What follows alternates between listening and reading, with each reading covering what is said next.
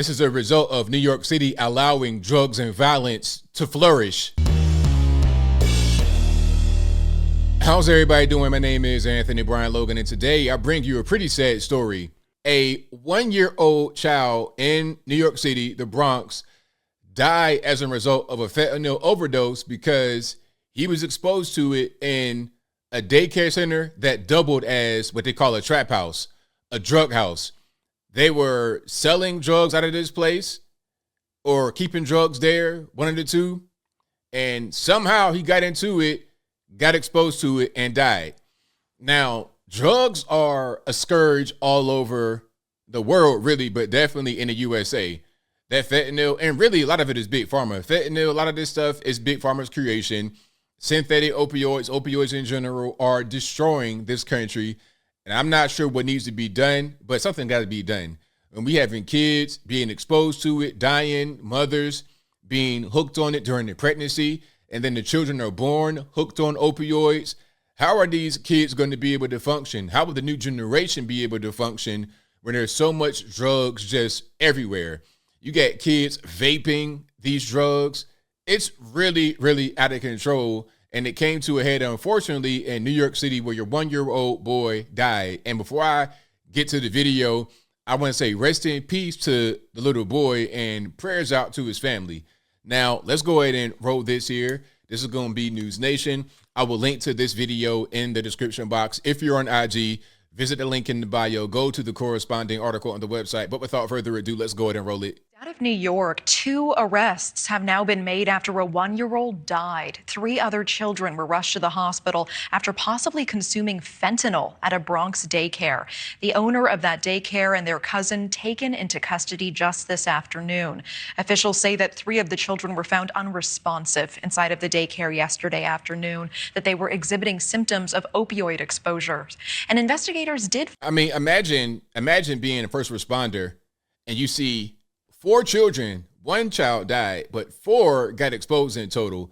Imagine you go to a scene and then you see something like that going on. How do you even process it? Symptoms of opioid exposure. And investigators did find a kilo press in that daycare that is typically used to package large quantities of drugs. Amy Yennis with our New York affiliate spoke to the 1-year-old's father and has the. So, like I was saying, this was a trap house. A kilo press, which means that they were packaging up stuff in there. Some idiot left it around the children. And then, I mean, you're an idiot to do this anyway. Don't get it confused. But to leave it right there, if you're going to do something ridiculous and stupid and criminal like this, leave the kids out of it. That's my whole thing. If you want to just put that in your body and die, that's something that shouldn't be done. But leave the kids alone. His name was Nicholas, and I spoke to his father, who is remarkably strong. He says he has no choice. He has to lean on his faith and stay strong for his wife and other children who are completely devastated by what happened here, and it's still not even clear why. Folks are going to move back past that. Oh my God. Otoniel Feliz says he never wanted to put his son Nicholas in daycare. He had a bad feeling from the start, and on Friday afternoon, his worst fears became real. The 1-year-old died after he and 3 other babies came in contact with fentanyl at a Bronx daycare center. Yo nunca he confiado, no confiaba. He says he never trusted it. He felt it in his heart that his son would not be okay if he was not in their care. Authorities say when they got to the scene on Morris Avenue near Kingsbridge Road, they found Nicholas, another 2-year-old boy, and an 8-month-old baby girl, all showing signs of opioid exposure. First responders gave them Narcan to try to save them and rushed the babies to the hospital. Authorities later learned that a 4th child had been removed earlier in the day from the daycare and taken to a local hospital, also treated for opioid exposure, and is now recovering. But Nicholas, who had just turned 1 year and 9 months old, could not be saved. Niño feliz, alegre, niño sobresaliente, inteligente. He says his son was a happy child, bright, and could already say a few words in English and Spanish. He was loving, kind, respectful, and would wave at people on the street.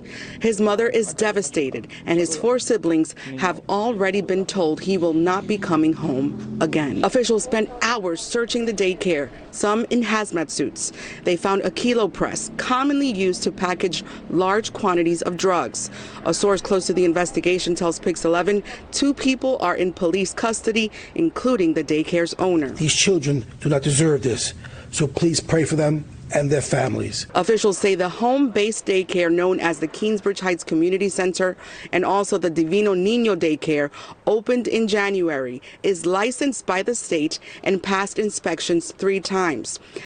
Okay, that's interesting. So this is not some kind of just random little, babysitter type thing in the hood. You know how it go.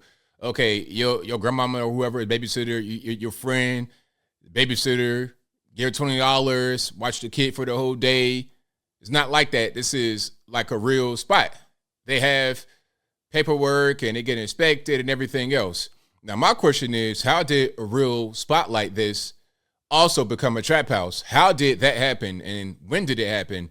How long has it been going on? Was it a momentary thing? Finding a kilo press with fentanyl that impacted 4 children, killed 1. I mean, what's really going on? Let's get some answers. You got 2 arrests. I want to get down to the nitty gritty of how this whole thing happened rather than just saying, oh, okay, they found it and they arrested them and it's over with. Let's get some answers. And also, is there a network going on here? Is it the whole neighborhood? Is it other daycares doing the same exact thing?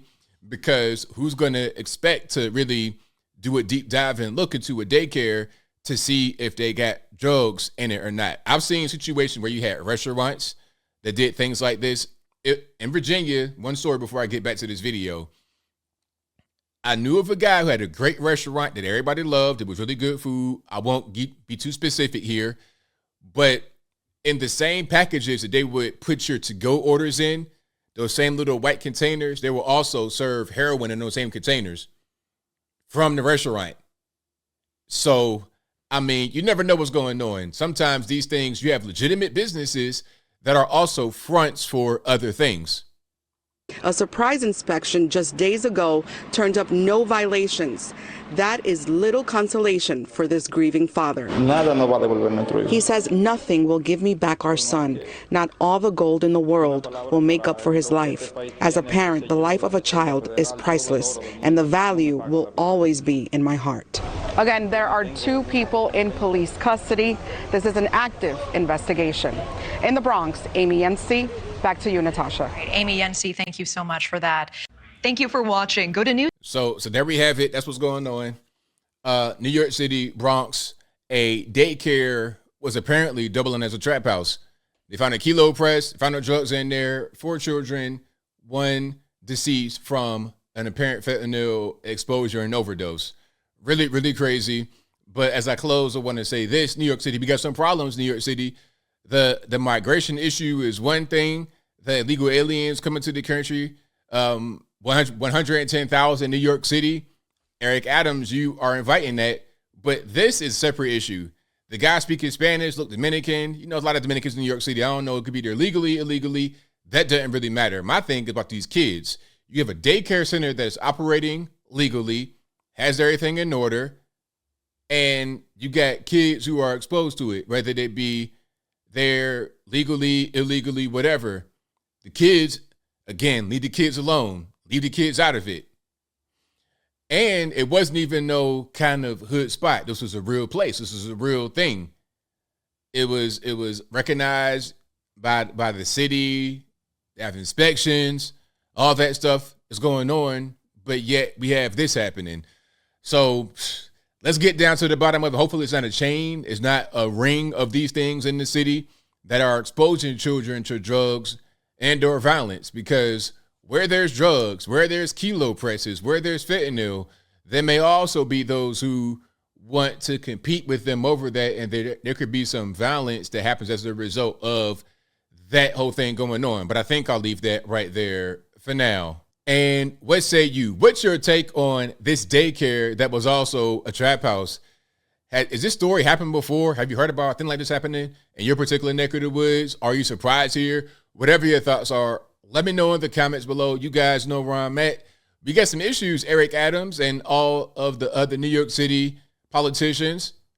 Okay, Trap House Daycare. And we have drugs all over the streets. We got trash and rats and everything else all over the streets.